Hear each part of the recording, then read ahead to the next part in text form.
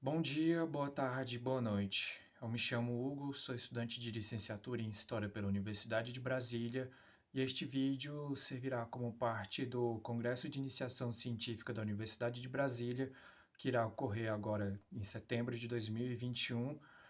É, e nele eu irei explicar basicamente como foi o processo da minha pesquisa no projeto de iniciação científica dos anos de 2020 e 2021.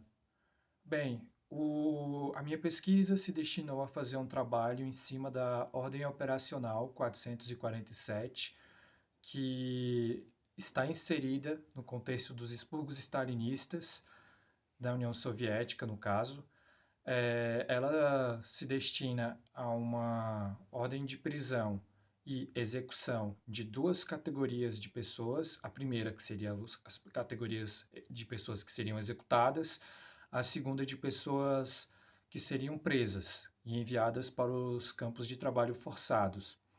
No caso, a pesquisa procurou entender quais foram os aspectos que, primeiro, legitimaram o lançamento dessa fonte e quais foram os aspectos também que fizeram com que essa fonte e outros aspectos também se fizesse de uma forma tão efetiva dentro da sociedade, dentro da União Soviética como um todo.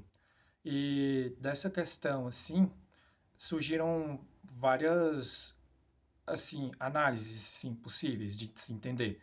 Primeiro, um pouco o próprio contexto da Rússia, a especificidade do contexto da Rússia, o que se sucedeu a partir dos anos de 1920, o processo de dekulakização ou expropriação das terras coletivas no final da década de 1920, o início da década de 1930, e inicialmente o processo de expurgos, que se deu a partir do ano de 1934, como uma reação à morte de Sergei Kirov, que aconteceu no final desse ano, o empossamento do chefe do NKVD, que era o órgão responsável pela defesa da União Soviética e que seria responsável pela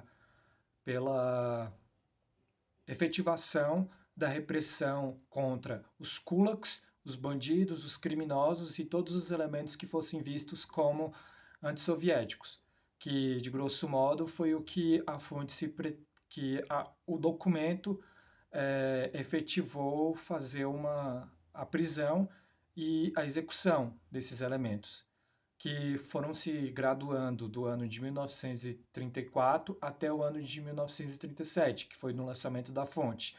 Essa fonte preconiza mais ou menos 260 mil prisões.